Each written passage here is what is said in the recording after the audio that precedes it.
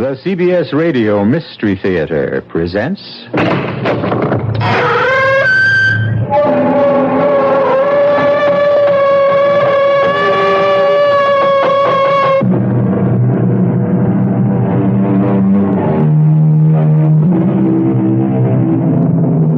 Come in. Welcome. This is E.G. Marshall. The doors of the mind can be opened into corridors of unlimited possibilities, where time and place have a way of melding into strange and provocative patterns. Most ghost stories take place in the dark of night, or when shadows are long and the moon is crossed by clouds. But we're about to meet a ghost at high noon, on a blistering hot day without a shadow in the sky. In the course of our story, the two women who are embarked upon a fateful journey find respite from the merciless sun when they are drawn toward a barn from which comes a very human sound. So dank and musty. What a place for a baby. The sound comes from there. No, the sound comes from over here. We're here. The sound is right here. Yes, and this is a crib. But Marion, I know there's no baby in it.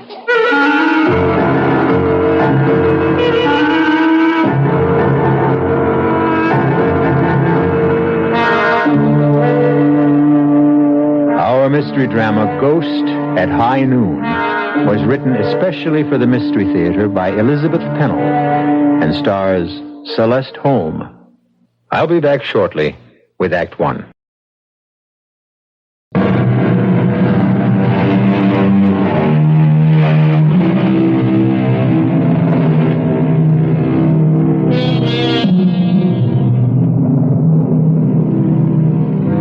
Our story begins on a long, straight ribbon of highway in an arid section of the western United States. Marion Jeffries and Janet Marston are longtime friends who are returning home after having driven Marion's son to a summer camp. What a lonely stretch of road. I don't like it. Oh, come on, Marion. No road is lonely at 10 o'clock in the morning. This one is. George was right when he said we should make this part of the trip either very early or late at night. Well, neither of us ever gets up at dawn. And I don't think two women should travel the highways after dark. Oh, I don't mind driving at night. Well, then why didn't you say so yesterday? That motel we stayed in was certainly no prize. Oh, not so bad. Anything to get away from home for a few days. Not from my point of view. Well, you can travel anywhere you want to at any time. Sometimes I do it only to keep from being bored. Nonsense. You don't know what being bored is like. I wanted to make this trip last longer. Really, Janet, it's an adventure for me. Well, I've enjoyed it, too. It's given us a chance to catch up. But I must say, this stretch of highway is deadly dull. Well, I wouldn't mind if it weren't so beastly hot. There's not a car in sight.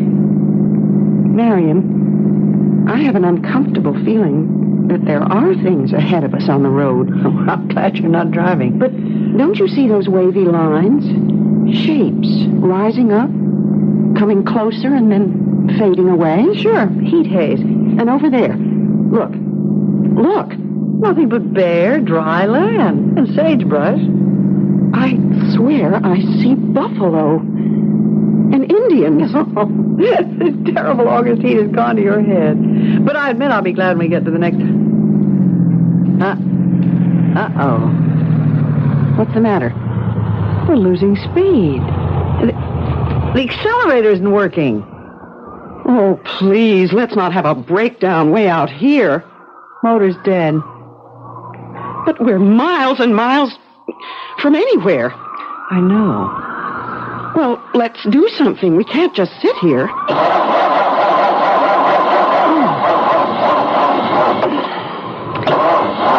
I'm just running the battery down. Then we'll be in a worse mess. Are you absolutely sure we have gas? Well, of course I am. Look at the gauge. And you remember when we got it. I'll look under the hood. Isn't that what you're supposed to do? Well, if you know what you're looking for. Good Lord, feel that blast of hot air. You better get back in while I check the manual. It's here, somewhere in the glove compartment. Marion, it must be 110 out here. Ouch! What's the matter? The hood. It's so hot I can't touch it. Well, get back in the car while the air conditioning lasts. We just better let the motor cool off. Cool off? In this blazing sun? Hurry, close the door. So now what do we do? I feel so helpless not knowing about what makes a car run or stop running. George always says, oh, skip it. I'm going to study this manual and see what happens when a motor's overheated. Maybe if I put on these gloves. Gloves in this weather? Well, then I could open the hood and look for a loose wire or something. Stay here. We'll think of something. I'm thinking very hard. No barn, no tree. Marion, what if we really are? Take it easy, Janet. I said this trip was an adventure, so let's make the most of it. Then I suggest that we get out and start walking. Absolutely not. The best thing we can do is sit quietly here in the car. That's not my idea of an adventure. Someone's bound to come along. Janet? What? Look. Look over there. Is your window closed tight? Make sure. It's a dust storm heading straight for us. That's not a storm. It's someone coming. But there's no road out there. Nevertheless, someone is coming. Well, they must be choking with dust. It's almost too thick to see us. We'll flag them. We'll flag them down. I'll get out and wave this scarf. Only, well, fantastic. It's horses.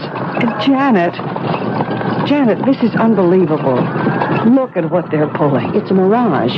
It must be a mirage. No, they're real. Marion, you said I was suffering from heat. Not this time. You do see what I see, don't you? A covered wagon.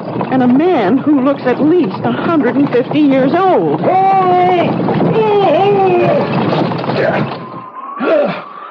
Morning, ladies.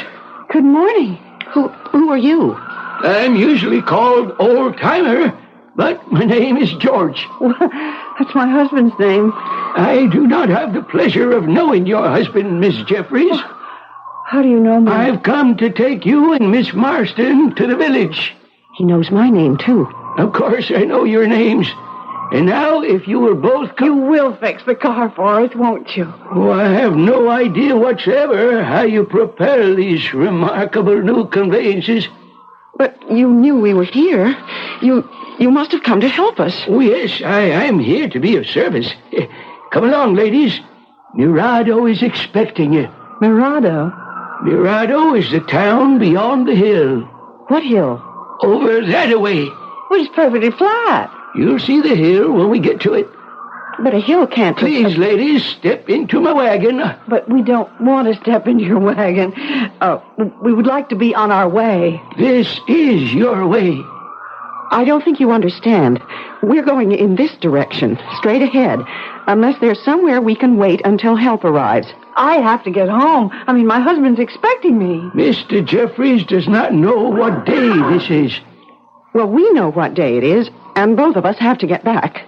We live quite a ways from here, but perhaps if I could call my husband... Oh, he would never hear you if you called from here, Miss Jeffries. Marion, I think this man is not quite right in the head. We don't want to bother you, Mr. Oldtimer, but what we really want is just to be on our way in my automobile. Ladies, your automobile will never take you to where we're going. But we're not going anywhere with you. Mr. Oldtimer, I think it would be best if you'd be good enough to go back to your town and ask a mechanic. Mechanic?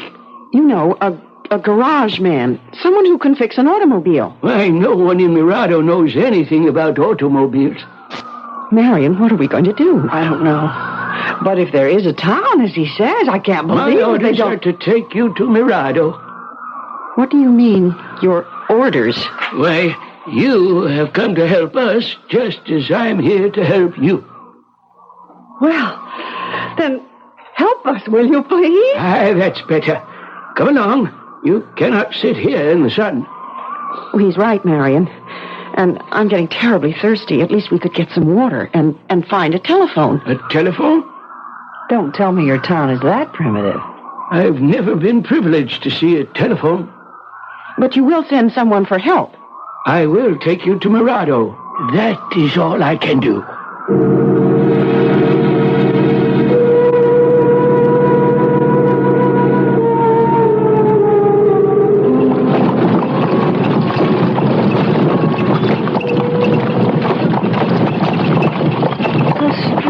Be riding in a covered wagon. It's not nearly as uncomfortable as I thought it would be.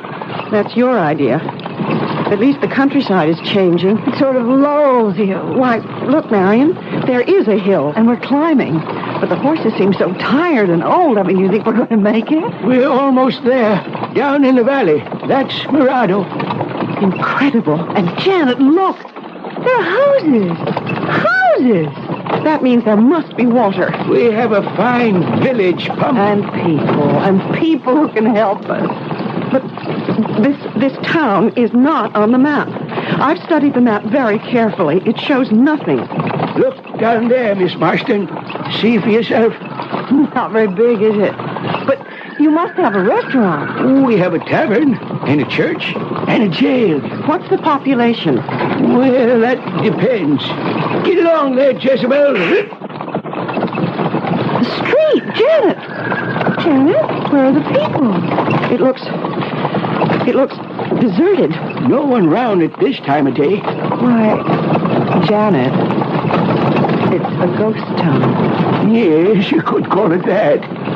But surely you don't live here alone. Oh, no, indeed. Now, will you please take us... Oh, no! If you'll step down, ladies, you can get yourselves a drink at the town pump. I can hardly wait. Oh, this rusty old cup. But I'm thirsty enough to drink from anything.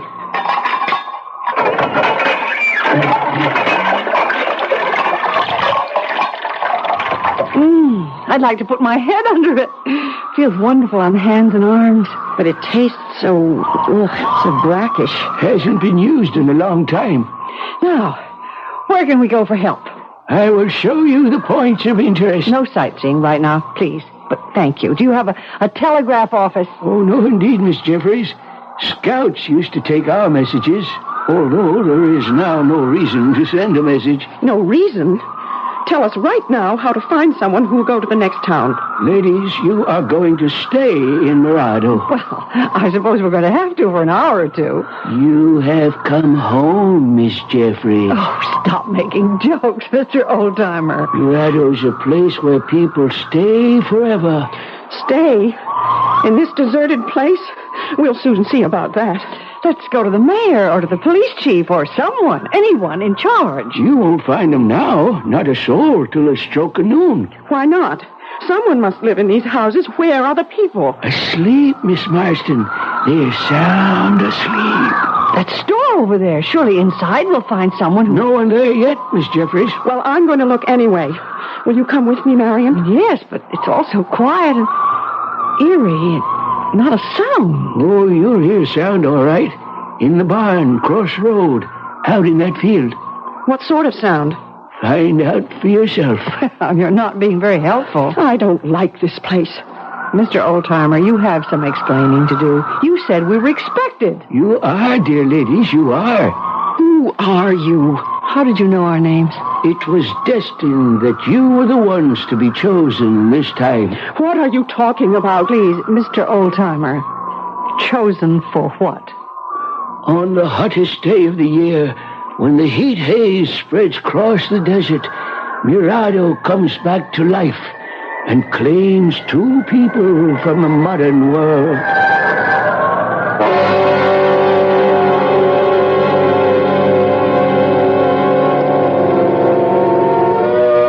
There may be no new thing under the sun, but a frightening prospect confronts Marion and Janet if Mirado really has a living past. It is possible that George is merely a foolish old man, touched in the head by too much heat. But on the eerie streets of a ghost town, you never know what sinister forces may be at work.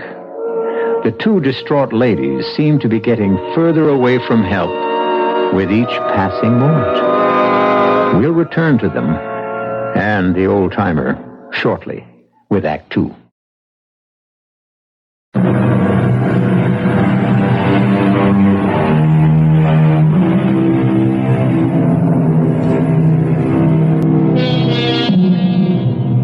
Stranded on a lonely stretch of road when their car broke down, Marion Jeffries and Janet Marston have been taken to the strange ghost town of Mirado. In vain, they have tried to persuade their ancient escort to help them get back to civilization. But he has an unsettling way of insisting that they have come home to Mirado, and that here they will stay. Their panic is growing with each new turn of events. Aside from the old man, there is no sign of life on the narrow streets. And so you see, dear ladies, we are happy to welcome you. We? You keep saying we. Where are the others? Later, Miss Marston. You'll meet them later. We really can't stay very long. Miss Jeffries, I'll show you to your quarters. My quarters? Truly, we are not planning to be here long. Come with me, both of you. We need you, Miss Jeffries, in the tavern here. Come, we'll go inside. Oh, I don't want to go in there. Oh, nothing to be afraid of. Come along. Janet, the pewter plates. Look. And the glassware. Oh, my, I'd like to take these home. Maybe we are in luck after all. Marion, I didn't touch it. Honestly, I didn't. I just put my hand toward that goblet, and it shattered. Follow me, ladies. The kitchen here is equipped in the best possible way. Why, it's covered with dust. That wood stove hasn't been touched for years. I think you will find that it will soon be ready for use. But who's going to use it? It's not for you, Miss Marston. We have other plans. But we understand that Miss Jeffries is a very good cook. What are you talking about? This stove is for you, Miss Jeffries. Marion, your reputation has really gotten around. Me? Cook on that? Oh, I believe you'll get used to it. Well, who, pray tell, is there to cook for? You'll meet them all at high noon. Marion, we have to get out of here. Oh, yes, Miss Marston. I'll show you to the place we have for you. For me? I'm leaving. We're both leaving. We have real need of a school teacher. And what makes you think that I know anything about teaching school? We know a great many things about both of you. But I haven't taught school We know that you like teaching school. And this is a fine opportunity. Stop it! I won't listen to any more. You said... Janet? Janet, I hear something. A voice from the barn. A voice? Oh, please make it a human voice. I'll be back at high noon, ladies. The bell on the church steeple will strike the hour. And then, at 1 o'clock, it will all be over. Janet, I'm terrified. He's a madman. Listen. Oh, I hear it. Hurry. There's someone in that barn. It's a welcome sound for the crying baby. There must be a woman nearby. Help me. Help me to open the door. It's stuck. Well, we've got to open it. I think it's starting to move. This door hasn't been opened in years. How could it... Pull harder.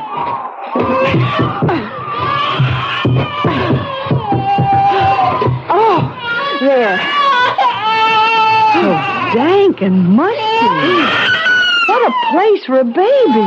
The sound comes from over there. No, the sound comes from over here. Right here. The sound is right here, in the corner. Look in the corner. I don't see anything. It's so dark. A crib. Oh, what a lovely hand-carved crib. You're right.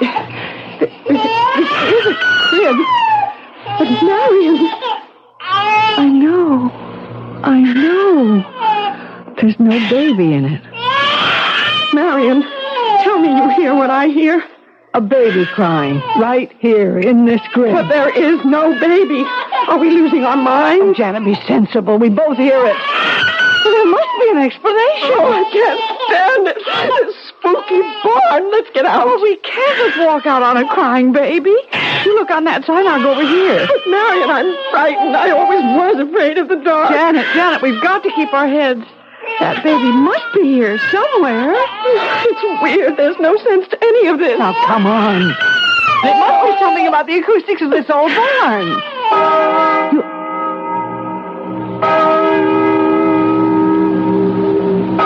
The crying has stopped. Oh, Marion, I'm scared to death. Listen to that bell. 6, 7, 8.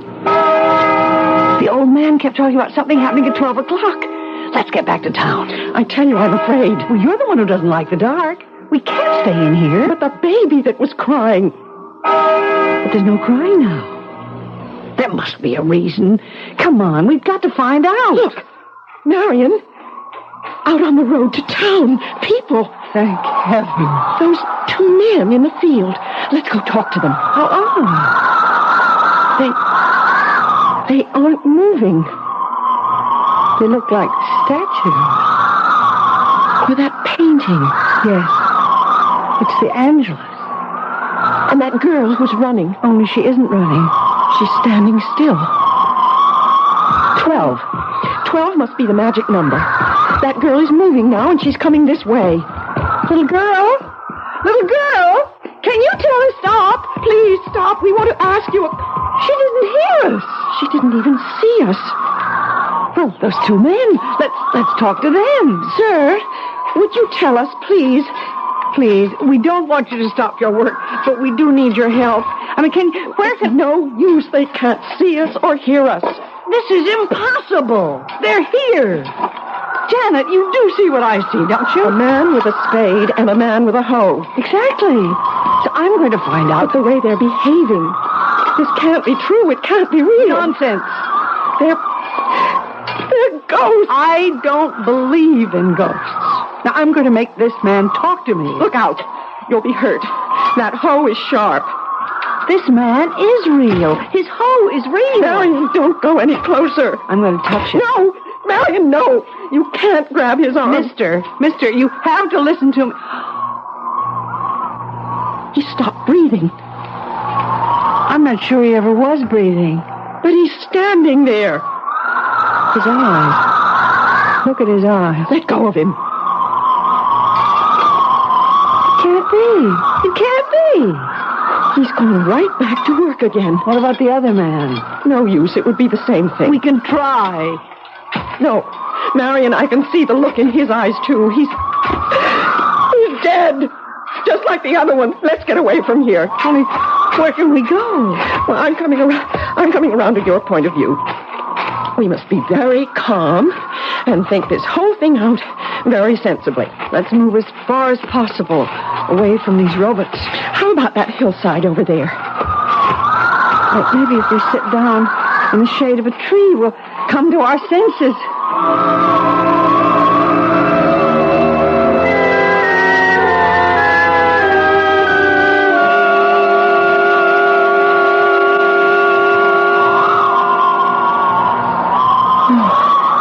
It's peaceful here. But, Janet, we can't stay here. I'm getting hungry. Maybe that old man was right. What do you mean? Perhaps you do belong in the kitchen. What a terrible thing to say. Oh, I'm only kidding, Marion. But you were the one who wanted adventure. Enough is enough. Today will last me a lifetime. That's what I mean. You're talking very strangely. I feel strange. I felt strange all day. Ever since seeing those buffalo. What buffalo? Back on the road, when we were in the car. It all seems like such a long time ago. Oh, Janet, the heat haze, it's gotten to you again. Perhaps we're still back in that car. No, we're here, in Mirado. And that is the strangest part of all. I agree that Murado is a very unusual town.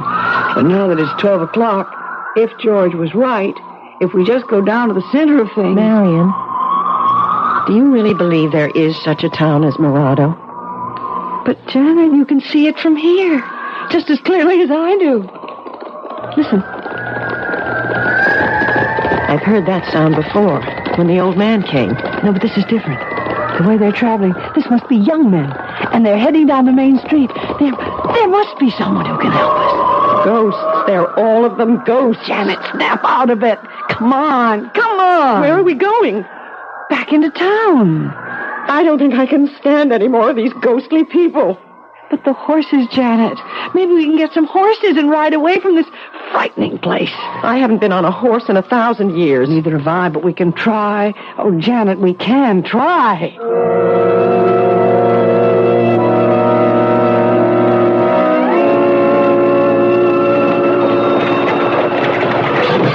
See? They all look so busy. What did I tell you? Siesta time is over. Everyone's awake now. They're far from awake, Marion. The blacksmith shop's over there, and that should be the place to find out about the horses. Hello, ladies. How are you getting along? It's the old-timer. Thank goodness, Mr. Oldtimer. George, please, we can talk to you. At your service, ladies. You'd better be of more service than you were the last time. Well, I know it was you who brought us here, but we simply don't understand. It's all very simple, Miss Jeffries. You heard the clock strike 12? Yes, we heard the clock, and we can see the people. I had my orders. Everything will work out within the hour. Good. Then you will take us back to civilization. Nothing of the sort. As I told you before, you're staying here. But we don't belong here. Those other people, they're ghosts. I've told you over and over again. You have been selected. But you said at 12 o'clock we would understand. And that everything would be all right. It is, dear ladies, it is. We need you, both of you, to go with the others. We'll pay you well, very well, for you to take us away from here. Anything you ask. I do only what I'm supposed to do for Murado. There is no such place as Murado. Right before your eyes, Miss Marston. As you said yourself, it's a very busy town. Oh, Janet, come on. We're going to the blacksmith shop.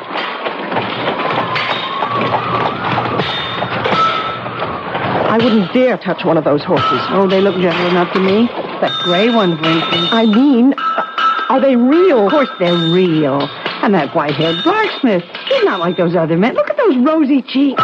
Most likely from all that heat. I must say the fire looks real enough. Excuse me. Please stop for a moment. It's important. We want to hire 2 horses. No use talking to old Sam. He's deaf and dumb. They're all deaf and dumb, every one of them. Ladies, you've spent enough time in here. There's someone waiting for you. Well, why didn't you say that before? You found someone who can help us? Come along. We're going back to the tavern. Why, that sign in front of the tavern is new. It wasn't there before. Well, people have been working. Right this way, ladies. Through the swinging door. And the door. It isn't rusty anymore. Someone's oiled the hinges. The place is crowded. Joe! Oh, Joe! Welcome back, old-timer. Glad to see you. Did you bring her? Janet, he can talk. We found someone who can talk.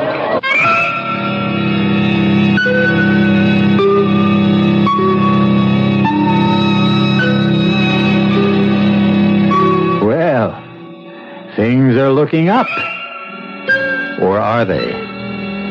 At least there seems to be one other living soul in Murado. But why did Joe ask that question, did you bring her? Which one of the ladies does he mean? It doesn't sound as though he's going to help them get away. Marion and Janet may be in yet deeper trouble. And the mystery of this ghost town is far from solved. I'll be back shortly with Act 3.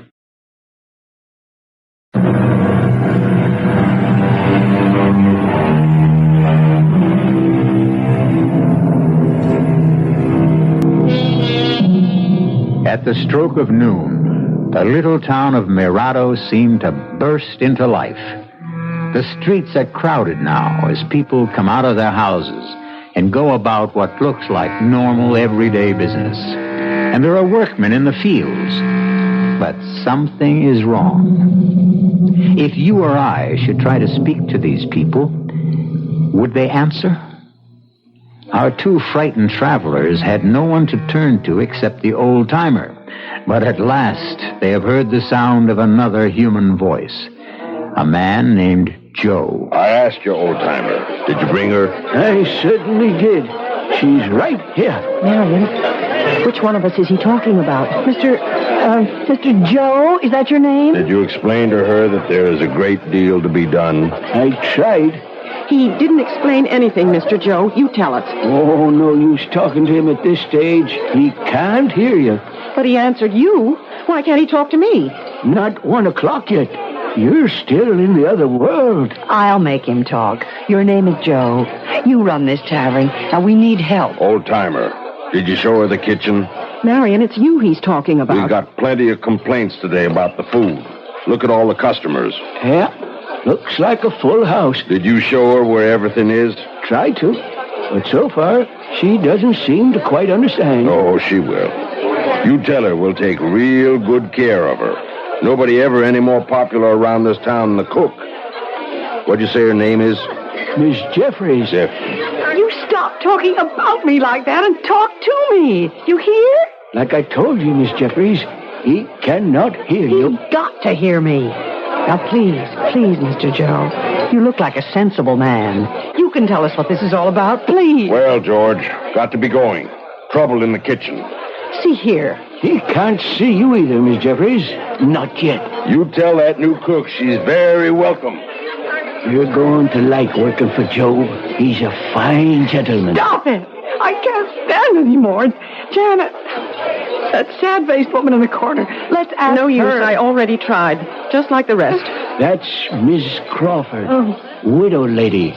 You'll find her a very good friend when you get to know her. I want to know her right now, right this minute. You must be patient, dear lady. Not now. We're on our way to the schoolhouse.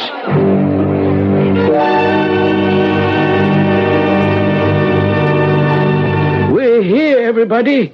Get ready. Oh, Janet, what a darling one-room schoolhouse. No one-room schoolhouse was ever darling. These children are charming. What do you think of them, Miss Marston? Well, they all look like normal, healthy children to me. Only I know they're not. Oh, I don't know from minute to minute what to believe anymore. You'd better believe, Miss Marston. The children are doing this especially for you. They look as though they're singing. They are. And very nicely, too. Well, then why can't I hear them? Why? In time.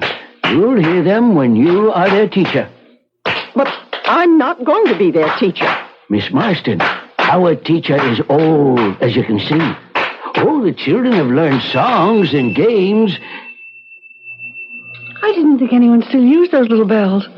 What are they going to do now? I think it's time for arithmetic. Oh, what a bright-looking little girl. The one going up to the blackboard. There. You see? 7 times 9. 7 times 9 does not equal 56. That's just what I mean, Miss Marston. But that teacher is nodding her head. This is outrageous. Just as I told you, we need someone like you around here. Why, I'm going up to that blackboard and put her straight. Oh, no, Miss Marston. You can't do that yet. But I'm going to. Don't do it, Miss Marston. Children, this number on the blackboard is wrong. Here's the way it goes. Oh, dear, this chalk, the chalk won't write on the blackboard. Don't worry, Miss Marston. Here, young lady, you take the chalk and I'll show you the right answer. They've gone back to that game. Here, now I want to show you something. It's no use, Miss Marston. None of them can see you. Well, then why did you bring me here? So you'd know what to do later on. You keep saying that. We've been looking for someone like you for a long time, Miss Marston. And you've come to us at last. You will be their teacher. You must be joking. Everything is a ghastly, hideous joke. That will be enough, children. It's time for us all to go. Marion, I have a feeling that the stage is being set for some tremendous The hour catastrophe. is approaching, and I must get to my station. Old-timer, please don't leave us. George, you're our only hope. It's 1 o'clock. Hurry! Run to the town hall! Marion, listen. I heard the clock strike 1, but the people, they're all talking now. All of them. And they can see us. Look, they're beckoning to us. Let's catch up. It's Dusty. Storm. The beginning of a terrible storm. Look over there. I told you. What did you tell me? This morning when I saw those buffalo and the Indians. The town hall. Hurry!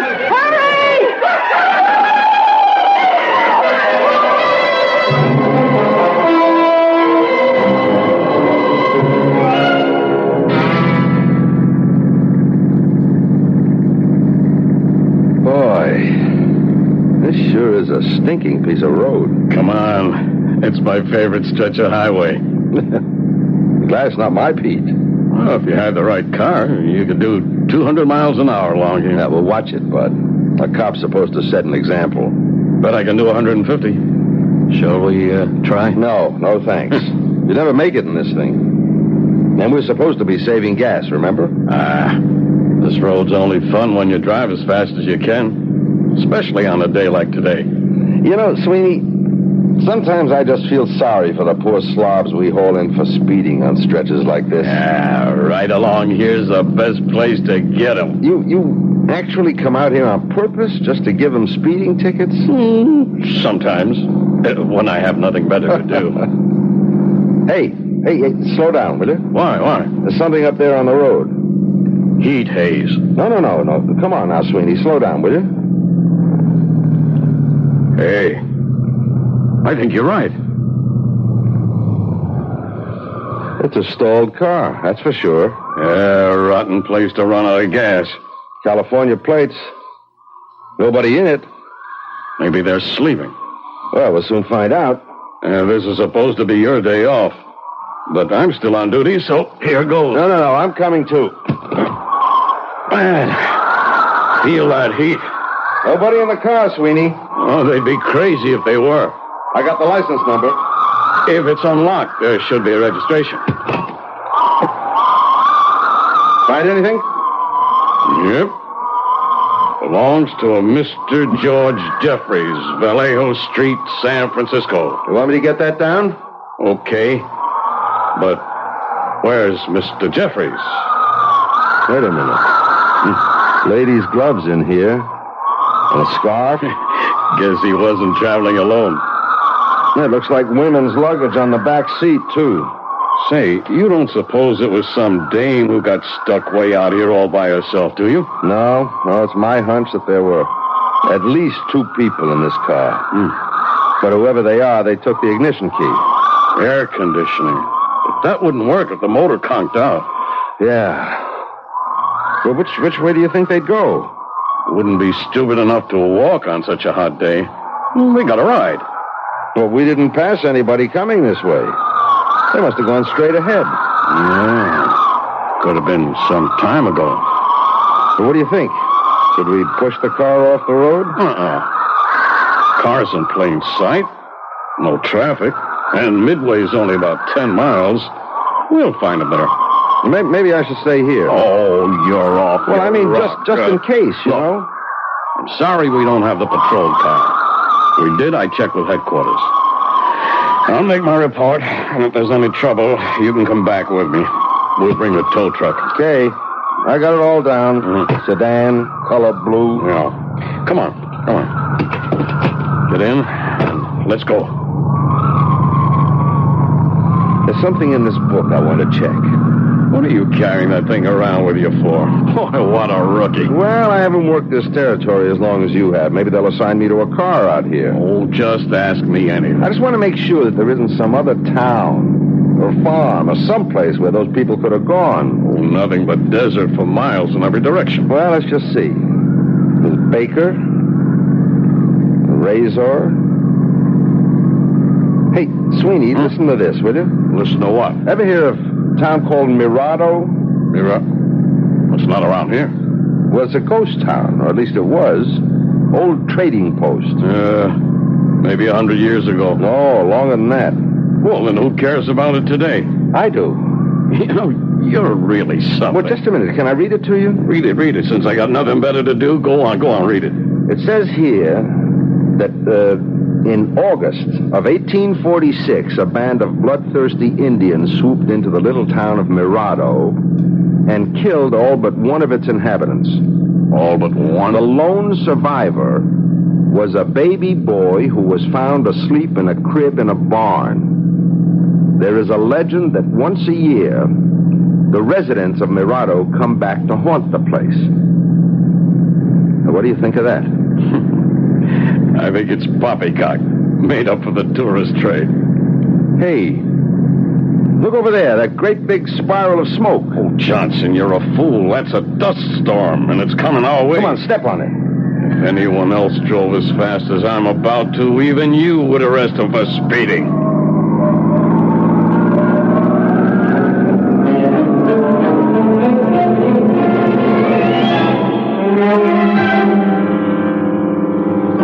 Some people believe in predestination, and almost everyone at some time in life comes across a ghost. Our traveling ladies may have met with an unfortunate accident, or perhaps they really were sojourners in time who found a better, or at least a different place to fit into the scheme of things. The ghosts of times past are all around us, and legends persist. The present is made up of the past, and a clock of one century tells time in another. I'll be back shortly.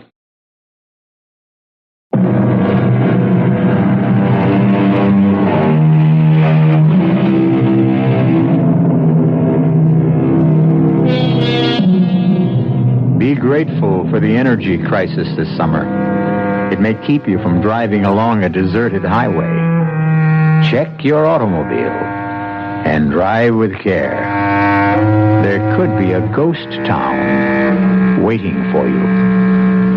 Our cast included Celeste Holm, Francis Sternhagen, Mack Polen, and Gilbert Mack. The entire production was under the direction of Himan Brown. Now, a preview of our next tale. Now, he must slow down, see? The road ahead is under construction.